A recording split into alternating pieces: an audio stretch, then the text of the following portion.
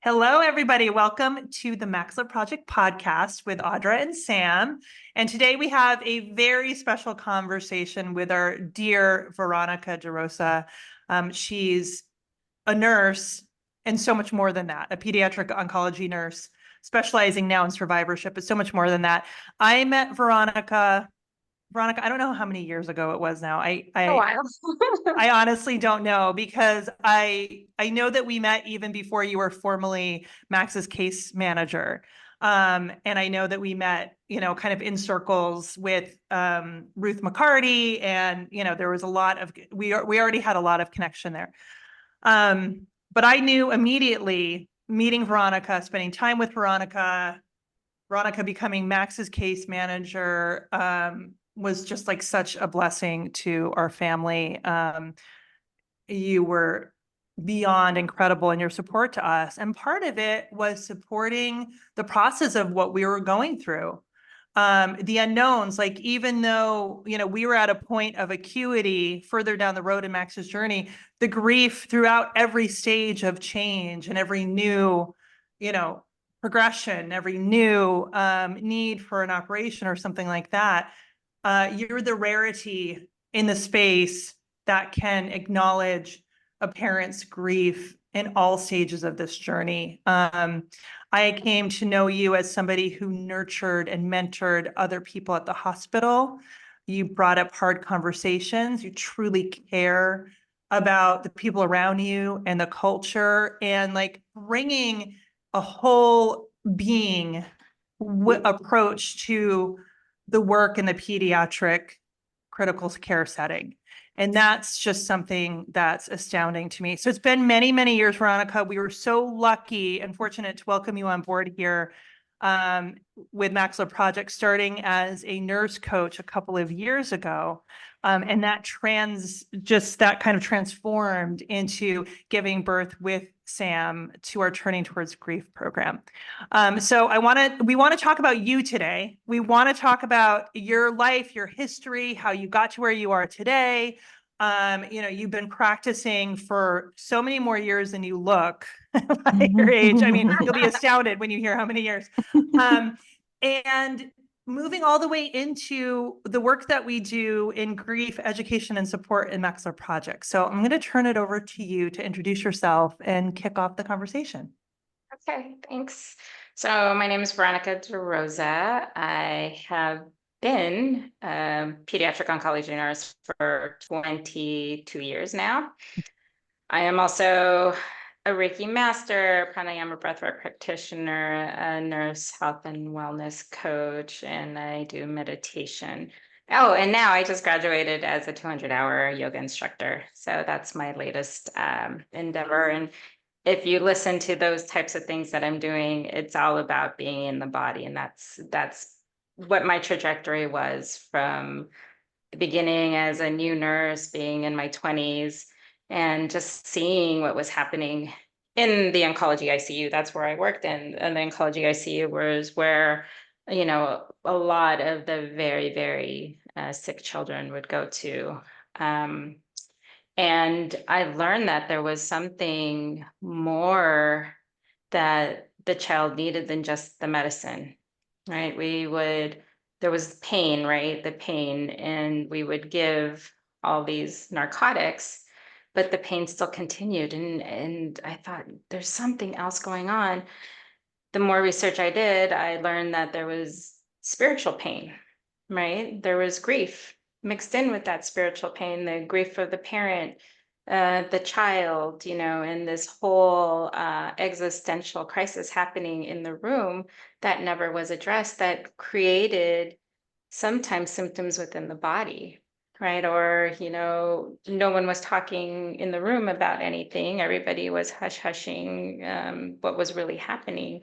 And I felt that the children were embodying that, right? And then the parent was embodying that, and it just made everything so difficult. So for my own help, right, self-care, because when you're entering these types of rooms and entering these situations where you see children dying, and you're supposed to continue working on with the next patient that comes in, you yourself aren't allowed to grieve. So I decided that I was going to search out there what there was for self-care. And I came across a wellness center that was literally across the street from the hospital, connected to an adult hospital. And I learned Reiki from the nuns, right? And this is a way of, for my own self-care, to help regulate my nervous system, to be able to keep me calm and present. Because when you have so much emotion happening and you also are empathic, you often take on a lot of energy and a lot of things, but it doesn't serve you any if you're depleted, right? So I learned that I needed to keep my energy up and also keep my knowledge and education going to be able to help and support these families, what they were going through.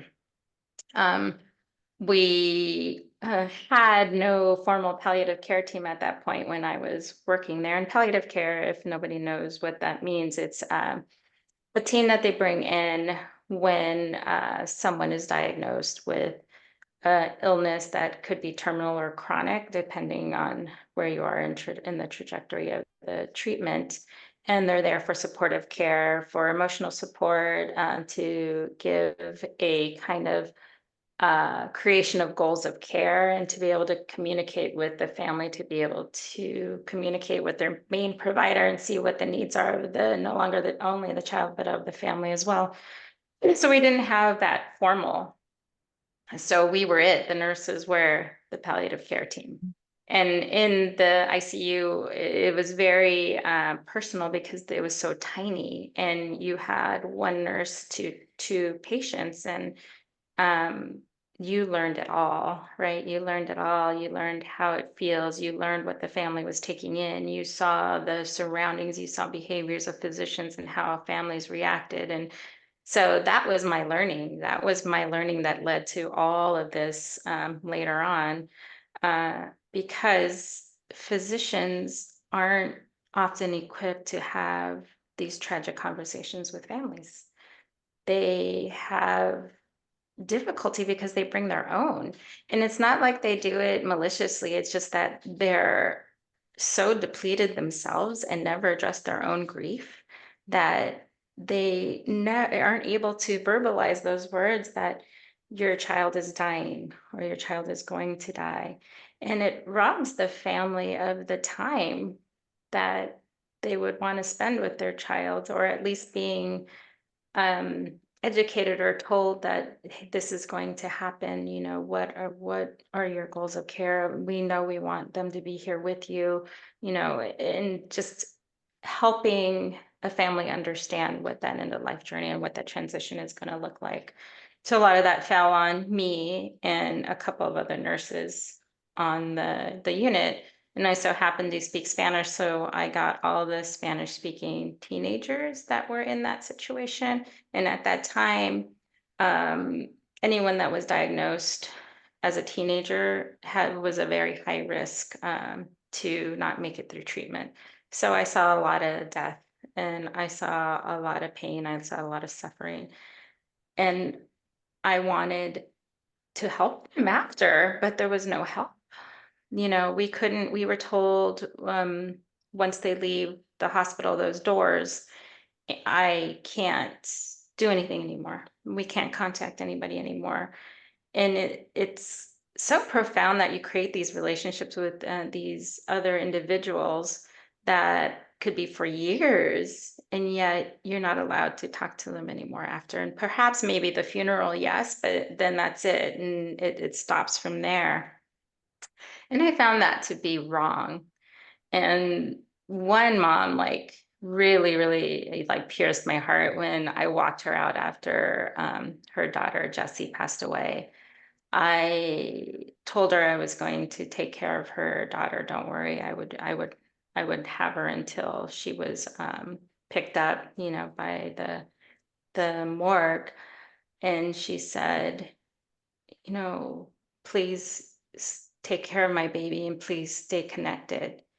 And at that moment, it hurt so badly because I knew I wasn't able to, because I was under this thing that said that I shouldn't connect with the families after they pass away.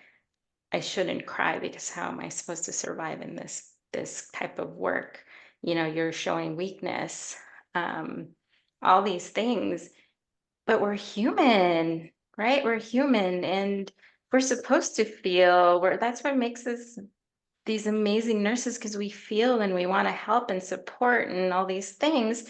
And when we deny those feelings, that's when we burn out, and that's when we have problems. And that weighed heavy on me, and I still hear that. I hear that, and along my trajectory, and in that, I was like, okay, I got to do something. I got to do something, because I know that these families are thinking of us too, because we were their support at the worst time in their life. We were the ones that dried the tears, or just sat there in silence and helped them, when their child passed away, or even when they were going through, whatever it was happening in the treatment plan.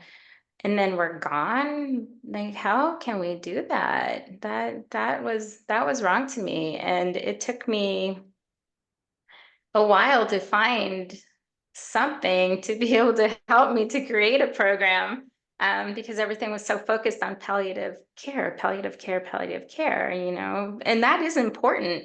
That is important, because what happens in palliative care affects bereavement. So those both should be together. We shouldn't just have one, right? So I started looking and trying to educate myself. I would go to every palliative care class, conference, things like that. And I would learn, about, the actual transitioning, the medicines and all that kind of stuff. But I wanted more. I wanted more of the spiritual side. I wanted to know of the side that's going to be most impactful for the families in bereavement. So then I found a program, from the Miss Foundation. Dr. Joanne Cacciatore. She created, the Selah model, and that is where I became a compassionate bereavement care provider, and that launched me into a whole trajectory into bereavement and creating a bereavement program at the hospital that I was working at that time. And the interesting thing is, you guys, was when I went in to get this grant, I had to give a 3-minute speech, right? 3 minutes. How can you do things in 3 minutes? Afterwards, I had so many questions from board of directors, people in the community, physicians that were there that were making the decisions to give these grants. They were shocked that there was no bereavement group. I'm like, this is your hospital. How can you not know that we do this, right? You're so caught up in the day-to-day and the treatment and all these things, but we have this whole demographic that is there. That is the reality. Within survivors, we also have those that don't survive. We can't just focus on the survivors and the feel-good stories. We also need to help those that, didn't survive and are going through it and deserve our attention and our love and our compassion. So that was really shocking to me, that they didn't know any of that. And so I'm like, okay, well, this is why I'm here. This is what we need to do. So they did grant me the grant, and I was able to create our first oncology bereavement group at the hospital that I was working at. And that took me probably about 5 years to be able to create, until it happened. So things were really slow, but at least it did start, and it happened. And, there was always, bumps in the road. But it was very impactful. It was very, very impactful for Veronica, can I ask real quick Yeah. about that? Where in that timeline was the conference? So you put on a training at the Mhm. hospital, that was standing room only. With Dr. Cacciatore, and it was a 2-day training. I believe was it 2 or 3 days? I think It was 2 days. 2 days. yeah. And I will never forget it. I mean, it feels like it was yesterday. What you did, you brought together clinicians, administrators, it was all kinds of folks like there to soak this up, but also parents and parents who had pretty horrific hospice experiences because they did not have access often to hospice geared towards children. And I found like the sense in the room was almost like, shock, right? Like it was like this sense that at the hospital, we're in the business of saving lives, critical care, right? So survivorship, there's definitely more attention on that, but it's also a pittance, like when it comes to that, because the system isn't built for long-term care. And bereavement, forget it. I mean, the parents are going to get maybe bills and continue to get fundraising letters in their child's name, but they don't get to hear from you anymore. I mean, it is just such a damaging approach. But in that 5 years, when you hosted this conference, did you notice a change to the support? Did that education really help bring further awareness in general? What was the effect of that for you, the experience of it for you, and also the effect of it? So, as you know, if I find there's something not already created, I'm going to create it. Especially if it's going to impact the family. I'm not going to take no for an answer, so I'll figure it out. So that was in 2020 that we did that. I want to say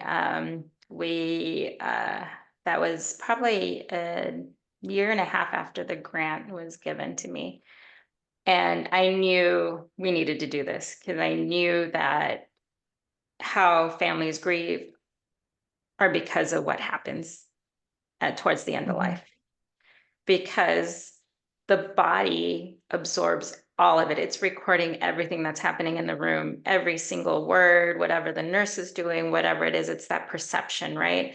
And you bring that perception into bereavement. And if someone says something in there, in that portion in time that was hurtful or perceived as hurtful or blame or whatever it is, that family is going to hold on to it for the rest of their lives. And we know that happens in our groups. A lot of moms talk about that, that how they're made to be feel in that moment or even after, because in that moment they're so focused and something, what I say, they're not even in their bodies because they're just trying to hold on to what they can because they've never experienced this before in their lives, and it's the worst thing to ever go through.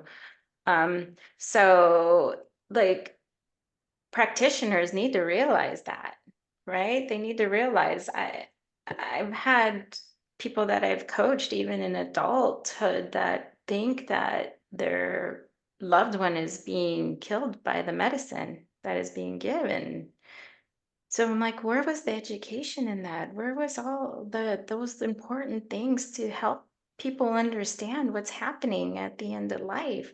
You know, that was like one of the big things that I wanted to do because I saw that my whole career and I thought, oh my God, it's still happening after all these years.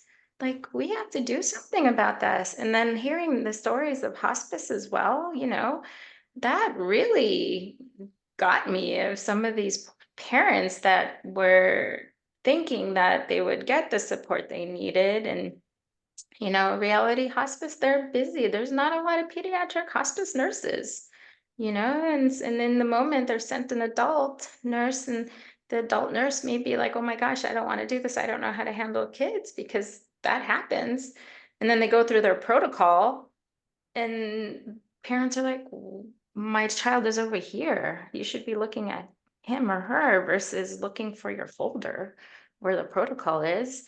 So all those things I knew were happening. So I decided to bring, Dr. Cacciatore and do some teaching. The first day was this amazing, amazing education that needed to happen.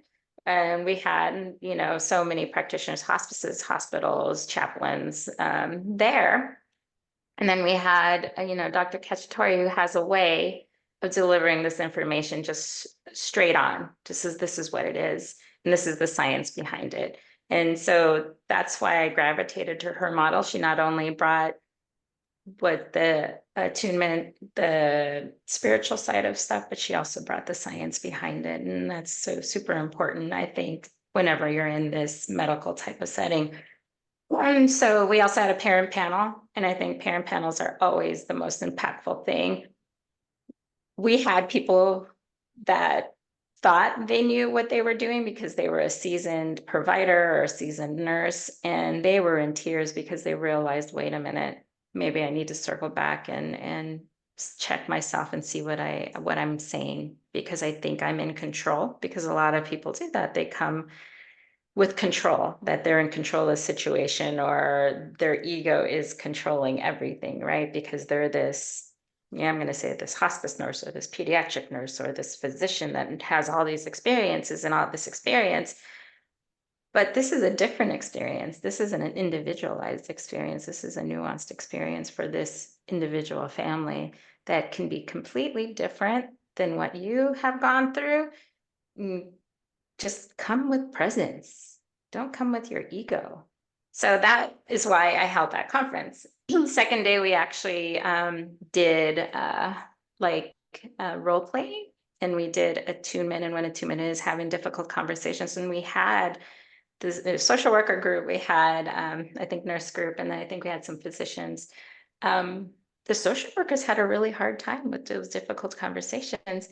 But our social workers are the ones that are supposed to be the therapists that come in and support that way. So that showed me that the system is broken, right? The system is broken. Someone needs to support these families more. And this is how I think we started connecting a little bit more and talking about maybe creating something, right, for outside of the hospital, because I could only get so far within. After the actual conference, I did make some waves. I got in trouble from one director, but that's okay.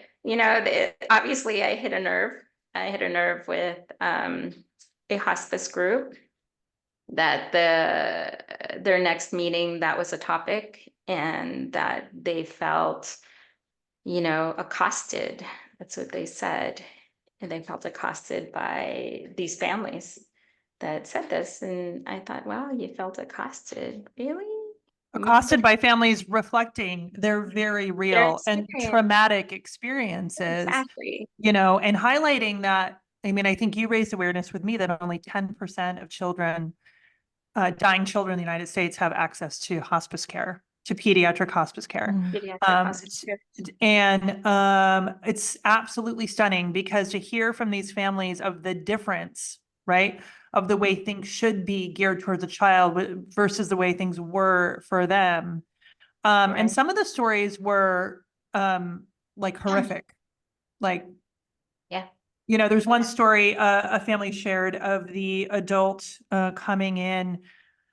And I think the child had passed, and if I remember this correctly, it was like a hospice tech or something came in and got on the phone in the kitchen and said something like patient number terminated.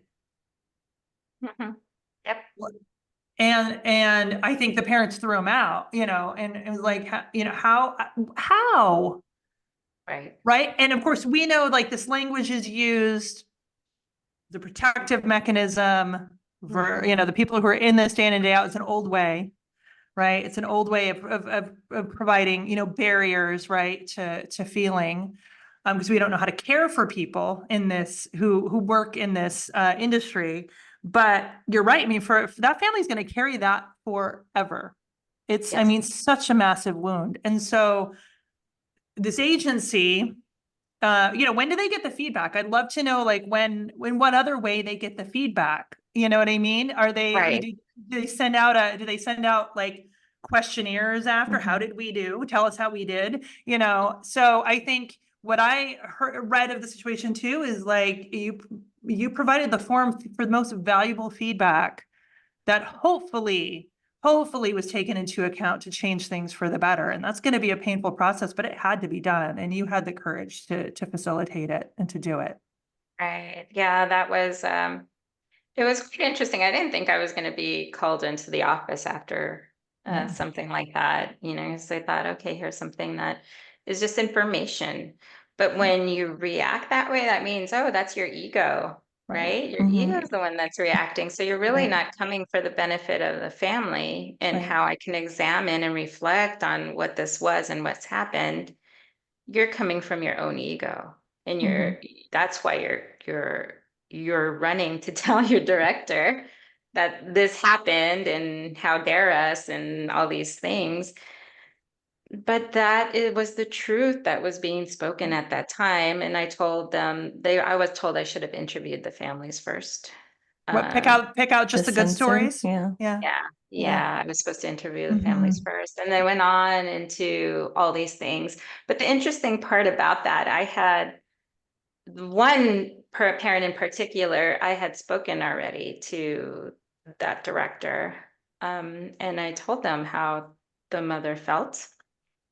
And I asked the mom to write a letter just so she can let it out. That was part of our group process. And I gave it to him. And they took it and they didn't read it. So, and their theory was because it already happened. So they didn't need to. And he already got the gist of the conversation from me. And I thought, wow, okay, this is why. This is why your people probably are coming at me like that, because it starts with your leader, right? It starts with your leader and how you approach things. And, you should have read it in front of me at least. Or so I could say to the mom that, yeah, he did read it, and he's going to make change and something, right? Something tangible, because this is your feedback. This is your survey. This is, and most of it's pawned off as saying, oh, bereaved parents, when families are transitioning or their children are transitioning, they're not in the right state of mind. They're like not seeing everything that what happened. It could be happening like this. And granted, there's a little truth to like the mind, right? Not being fully there, but the brain is aware, right? And the brain is recording. And this comes out later on in bereavement. All those little things that happen, the mind remembers and the brain remembers, and it starts bringing those things up. And that's what makes grief harder. Yeah. Do you think that this feedback or lack of feedback from leadership is kind of like a reflection of how society treats grief in general? That's what's coming up for me, is like this sweep it under the rug, didn't happen, nothing we can do about it now, when you don't understand that letter is part of the process, or that you simply reading the letter could help that family forgive you, for that past mistake or that past rumination. Right. Because it is how society views the bereaved or grows or grieving, that should be, some people 3 days, right? 3 days off of bereavement. And then you come back to work. Really? I mean, come on. That just tells you how it is. Or, people are like, oh, she's the one that lost blah, blah, blah, blah, this child, and that's why she acts this way. And it's just like, come on, society, you have to do better. You have to do better. And it's not like you're asking to treat someone differently.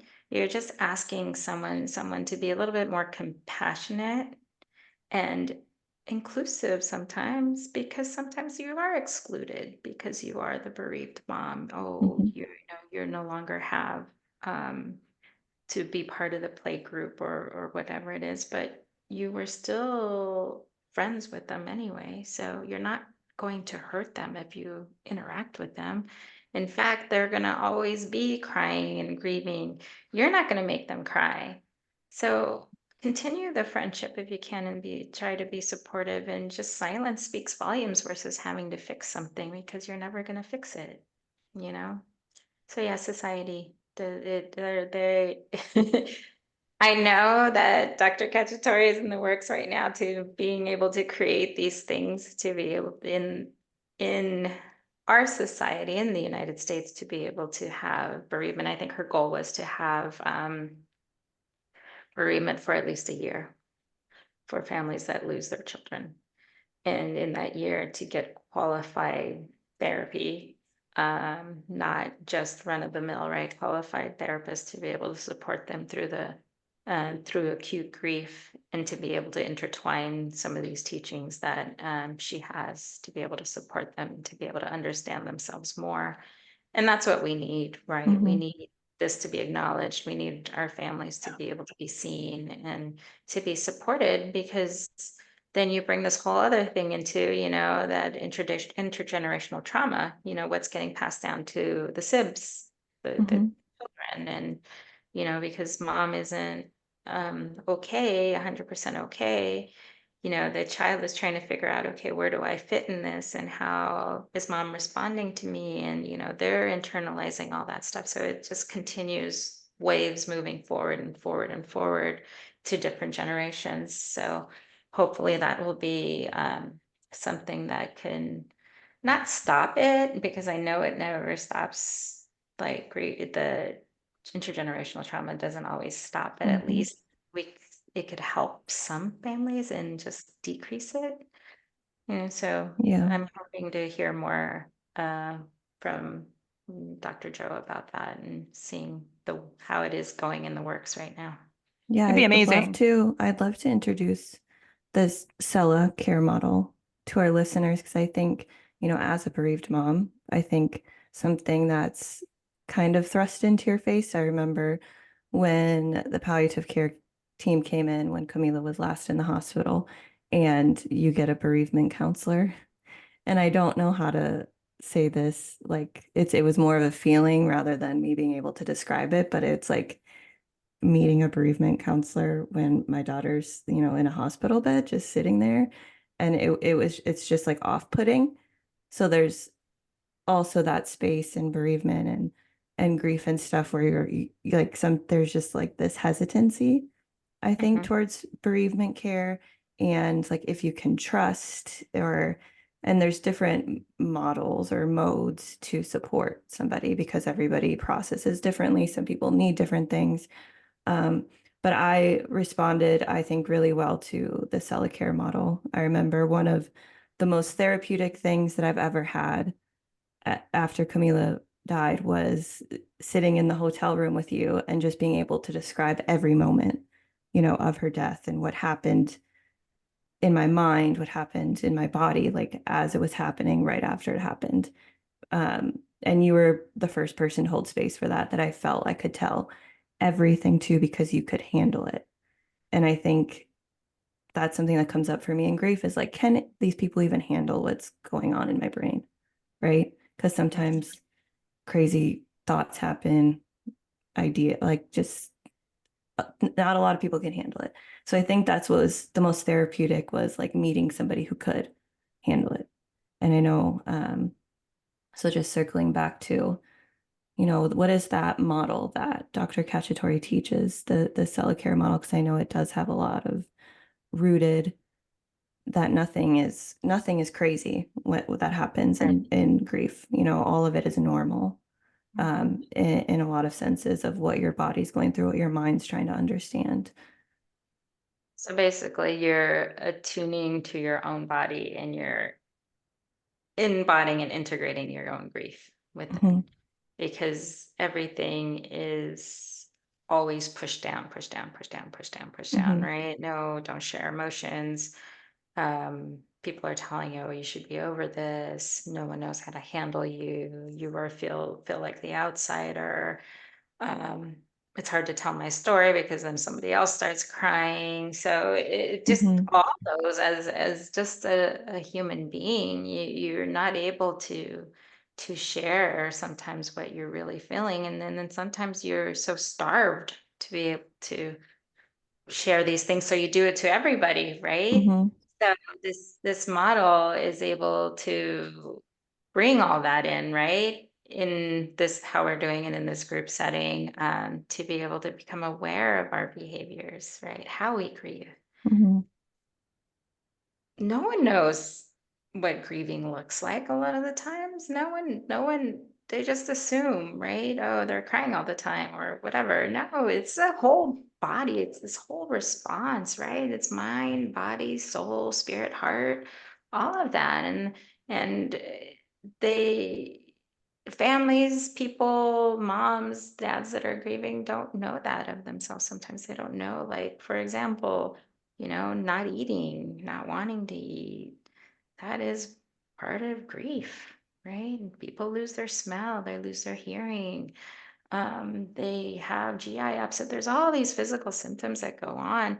So you lose a child and then you're having all these physical symptoms and then you're sick and then you go to the doctor and the doctor is like, no, there's nothing wrong with you. And it's just this back and forth thing, but there is something wrong with me. No, there isn't. So, and just you're at a loss of what to do for yourself. And you have this big hole in your heart and you don't want to get out of bed and you're crying. And it's just this full overwhelm. And this model helps with that. It helps understand that. It helps understand that your nervous system just took a big hit right now you've never experienced this before. You have this big hit and I call it, they're like frayed wires, right? Frayed wires when they're like bouncing around and they're sparking. You don't know what's going to be coming up. It could be like you're in the middle of doing something and then you just sometimes pass out. So there's all these things to grief, and it's nuanced for every individual person. But bringing that to light is so helpful because then the person realize, okay, I'm not going crazy. There is nothing wrong with me. This is my body's reaction to something that happened. So it gives a meaning of what's happening within. And so it eases that a little bit, right? It eases that and allows somebody to start, okay, let me start seeing these things and understanding the reason behind it, right? So I don't know if you would like to share any of that, Sam, any of those like the symptoms types of things. Yeah, I think I have to think of one that comes off of the top of my head, but maybe something that could be helpful is like, what are some examples? I know you said like not eating and things like that, more of those symptoms that you educate on that people wouldn't think are grief symptoms. So one of the things we become hypervigilant. It is a very, very big thing that does happen. And the reason behind that is because everything that you believed in also took a hit, right? Your belief in God, your belief in society, your belief in your friends, your belief in your family, all of that took a hit. So you feel that no one else can protect your little family. So, and so it becomes this catastrophic thing. So you hold on so tight and you become hypervigilant. And that's your body's reaction because of what happened, right? So once you're able to start learning and thinking and easing right into that, then it starts letting go slowly and little by little. The same thing with, GI upset. We know our gut is part of our immune system, right? When we experience something so hard on us and our nervous system takes a hit, your GI tract does too, because it's like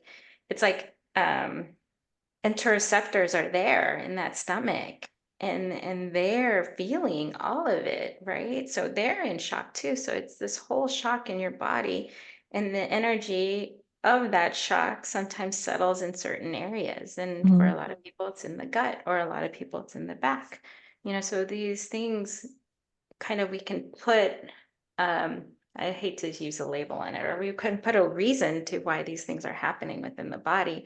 So then it starts clicking in the mind, oh my gosh, okay, there is a reason why, So maybe I can help myself. I start working on these things when it comes up to understand, okay, what is it that I'm feeling right now versus what's happening in the gut, right?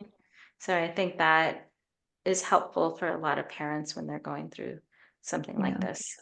I think Does one that that just came to mind, after you saying that, one that we've talked about in group, at least specific for me, is the inability to plan, the inability to like think too far into the future, because in my processing and my grief, that's just unfathomable, that there is a future, that there is time keeps moving forward. Like that whole idea of time was something that took a big hit for me.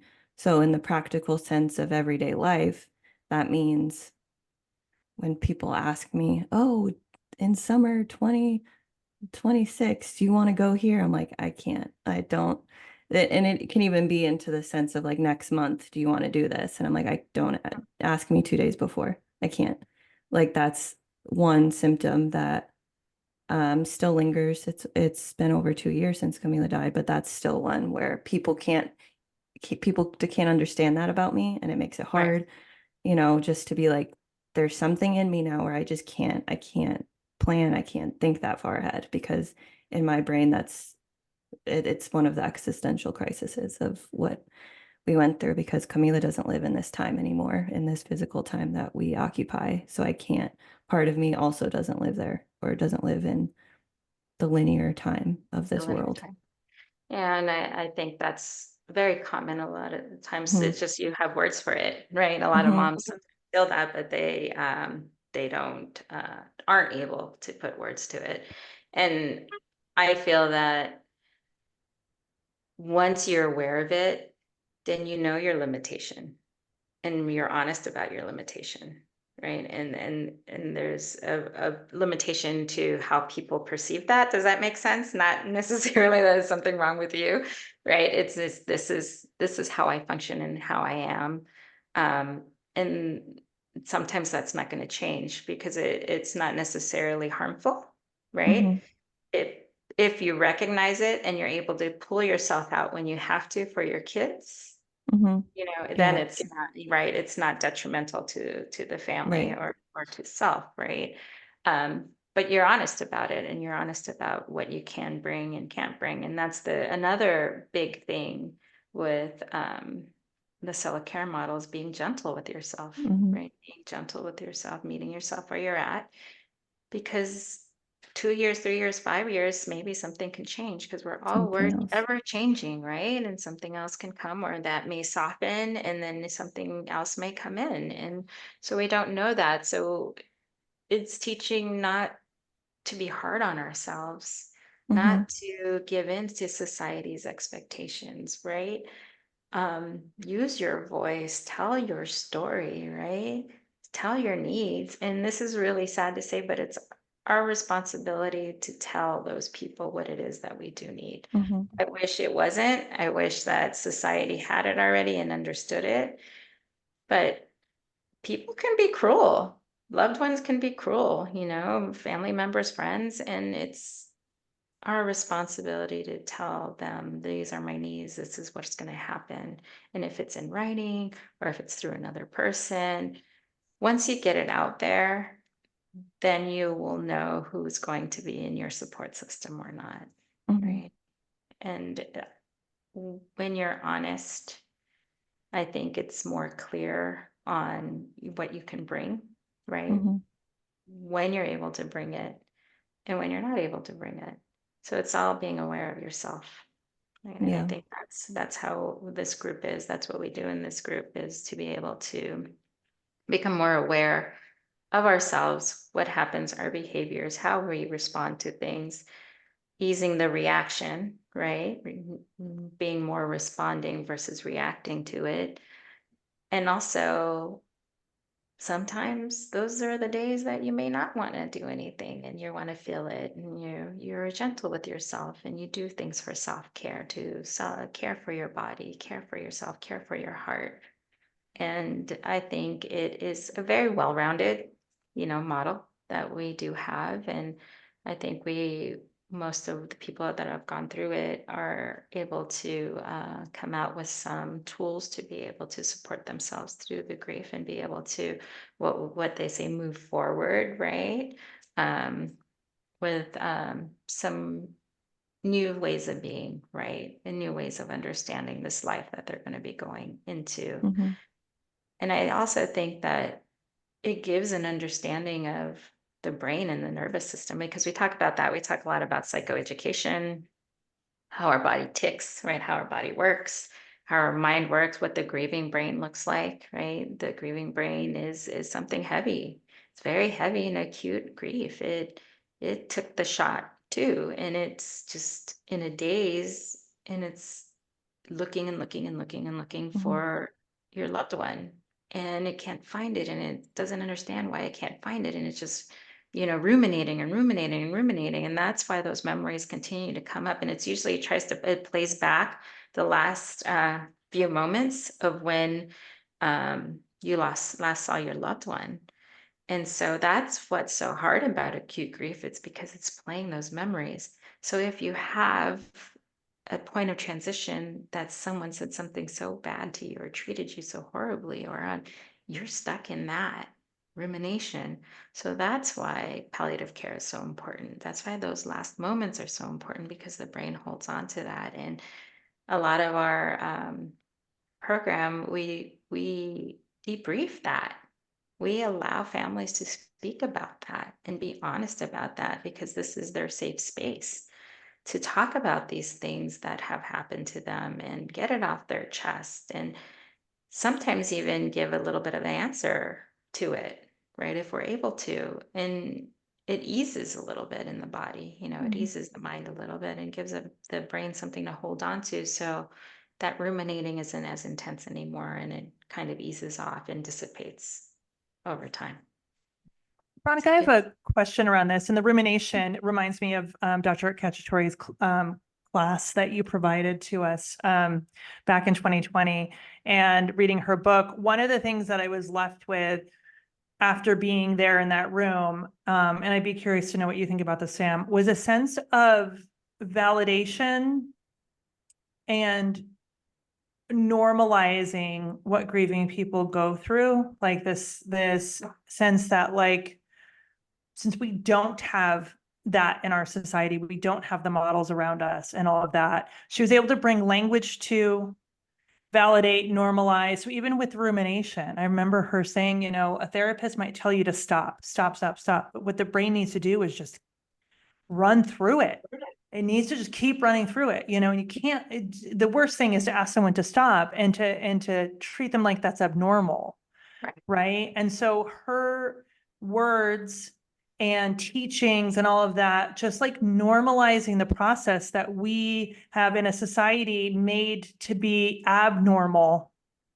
We pathologize grief. Like we've putting grief into the DSM, categorization, of like disorders, you know what I mean? It's not disordered. It's not. Right. Have you felt that through this process? Have you felt that from other parents of like, oh my gosh, like, feeling seen? Yeah, I mean, just even going back to my example of us in the hotel room, like that was a rumination for me, is just like playing through exactly what happened and being able to verbalize that with somebody who could hold space for it, which is rare, right? That's why it's important or what we try to do is bring parents together, so because they could handle hearing things like this. But what a grieving person doesn't have most of the time is the safe space to ruminate, right? Because even close family can't handle it. It's very different for someone like being the mom, like that was your child, is your child. And that is important to us. Like that's still really important to us, and how it happened and what happened. But from a family member's perspective, it's not the same strength of rumination, right? And it can still be really uncomfortable for them. So being able to have that safe space to ruminate is something that is, I can't explain how important it is, I guess, is just that processing that needs to happen, and around people who can hold space for it. Yeah, I agree. Like rumination it's almost like, I'll just say it's a stigma, right? It is a stigma. Oh, why are you playing that again? right? It's been 2 years, it's been 5 years, it's been 10 years, 20, whatever, however long it is. No, this is the reason why that continues is because they've never given an opportunity to be able to share that in a meaningful way to them, right? Most therapists, right? You go to therapy and you tell your story, but can that therapist hold space for you while they're telling the story? And a lot of times they can't, right? A lot of times they can't. So you feel that, right? You Because can we're feel it, yeah. we're feeling creatures. Our central nervous system is always feeling into who these people are around us. And if we're like, okay, let's just say a mom finally decides to go to therapy and she goes to this therapist that is supposed to be, in the community, right? And you sit and share your story and you feel that they don't receive it because they don't. So then you also collapse in again. Like, this is my story. Like, you can't hold it. And and you make me feel this way and you shouldn't be ruminating or whatever it is that they usually come up with, or generally it's pathologized, unfortunately.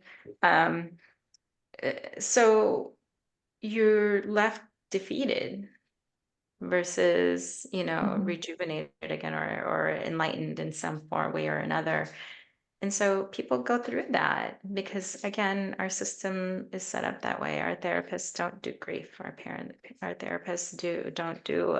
Now they're doing a little bit more trauma, but a lot of the system is about pathologizing and starting medication, and versus understanding the brain and where it's at, right? And allowing the body to discharge all those energies, and finally the brain to be able to come back online and find their child again in some way, right?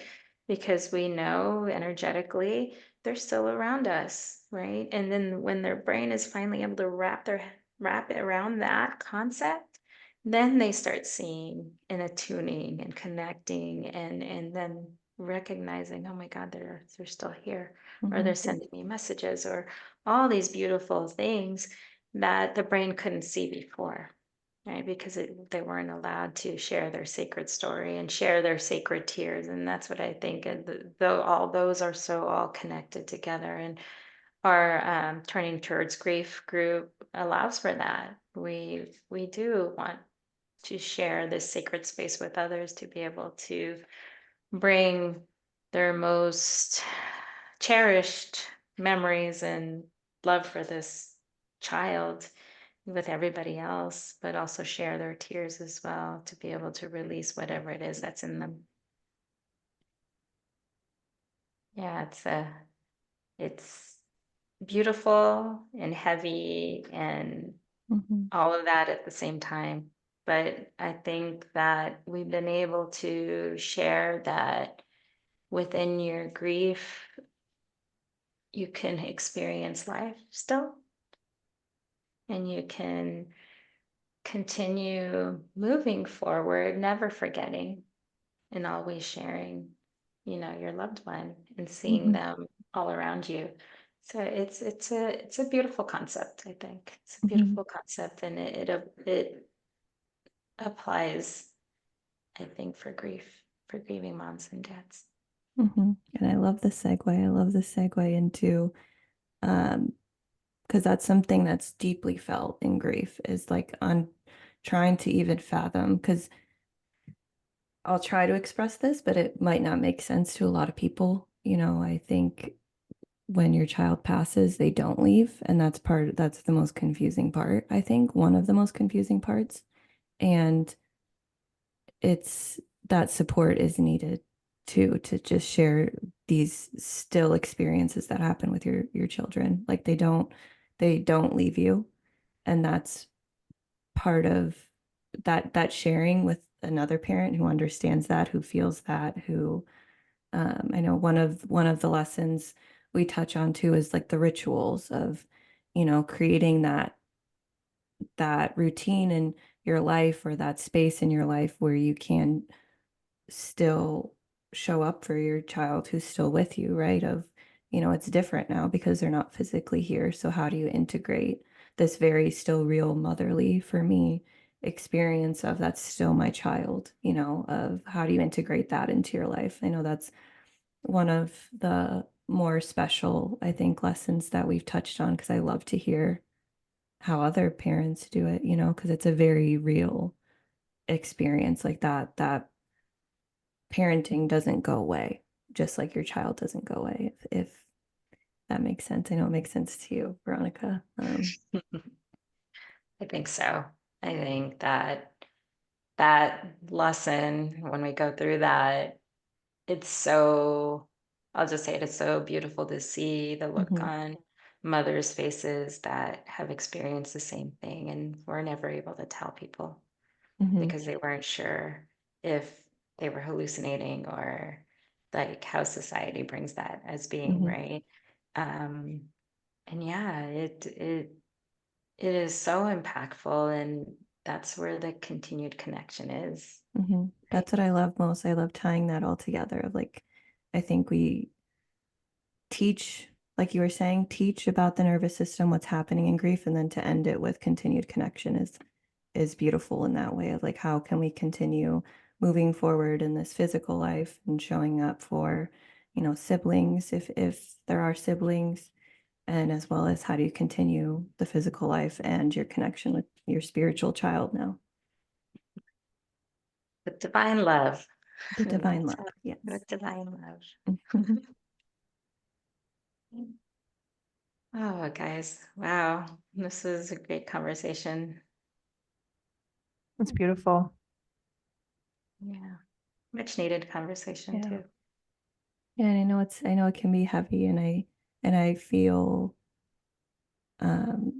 gratitude for being able to have the conversation. I hope it resonates, you know, with someone listening, that there is support out there, and that there are things, you know, part me, I'm like an active person, like what can I do kind of griever, I guess.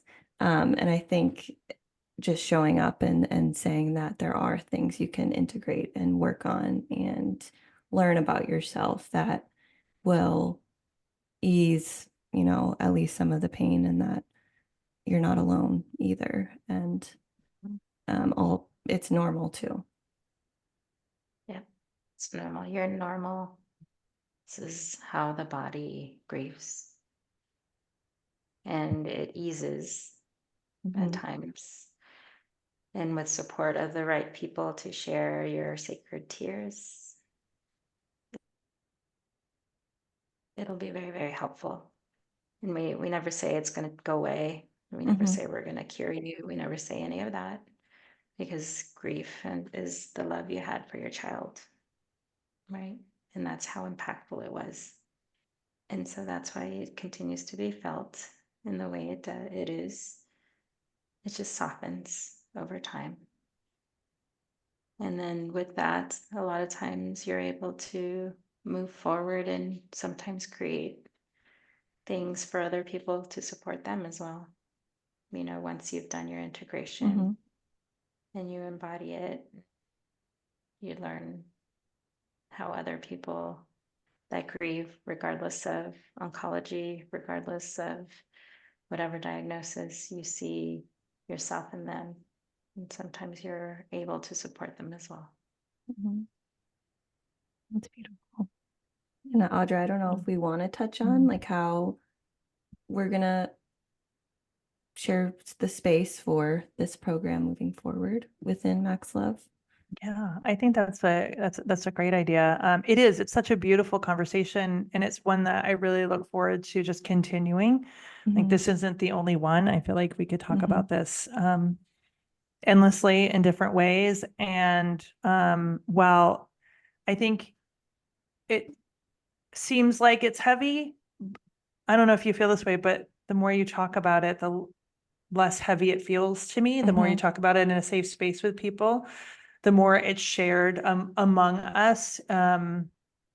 It's just like such I don't even have a profound part of being here in human form, you know, inhabiting this human body. It's like this dance this interplay between the infinite spirit connection, right, and the finite material part of the being, the vessel, the body, and that interplay. One thing I loved talking with Sam, like whenever we talk, is like you're noticing. I love how you speak to what you notice in the interplay, in the relationship.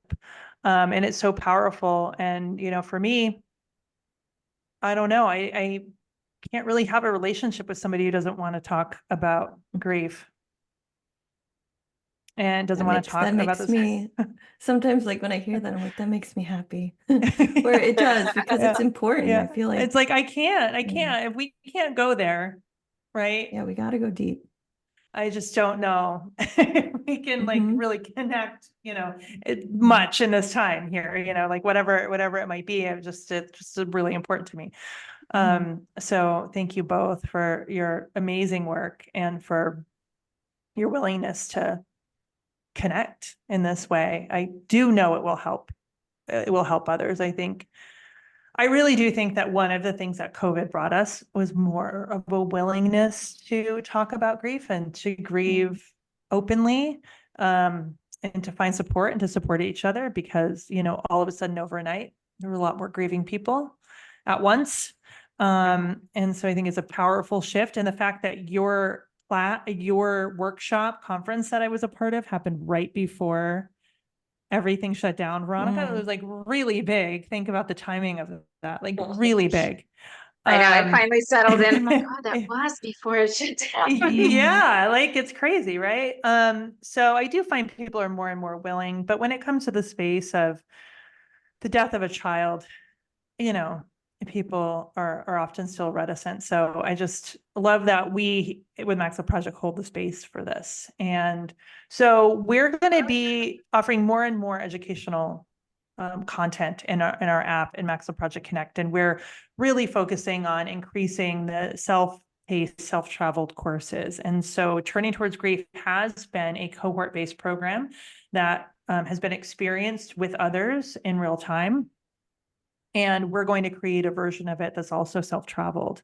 And the hope there is that, if you're reticent to come into the space with others right now, like maybe it's just something that you want to dip in, you resonate with just starting to, get some education and have some journaling exercises and kind of be held in an asynchronous way, we're going to be able to provide that along with the opportunity for synchronous work with others too. So I think that's really exciting. We have the goal of offering some of this work for providers too. And of course, this is inspired by Veronica's experience and her work, doing this for a long time. We have a couple of offerings that we want to extend to providers in a couple of different areas, including culinary medicine, but this is the natural one for us. So we're hoping to build that side of our community too at some point. So that will be coming. It's on its way. And we will have more conversations like this. I think one of the things we want to do is talk to more bereaved parents too.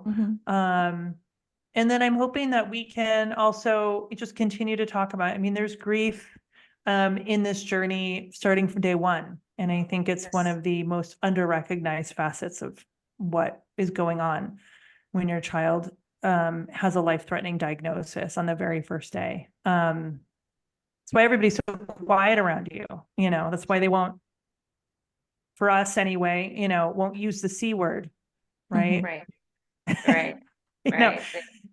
Things like that. That's a whole podcast in itself. It's a whole nother podcast. And so I think we want to like normalize these conversations and for grief not to be the G word, It needs to be something that we talk about, and we talk about like modeling, and we talk about being open about, and we modeling for if we have remaining siblings or in the space like our family, for the entire family. My mother died in December, and I remembered I didn't know what was happening when her mother died. I wasn't in on that, so making sure my kids are in on what was happening, going on for me in that journey. This is how we learn, more than anything is from our family unit, so learning how to show up for yourself and your family is a big thing.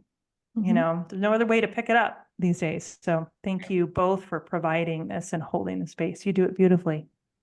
Yeah, I think you tied that together really well, just with the fact we're going to keep talking about grief because it's a very human experience. It's a very specific experience for the childhood cancer family, and there's numerous facets to it. So I love tying it with that bow of we're going to keep talking about it.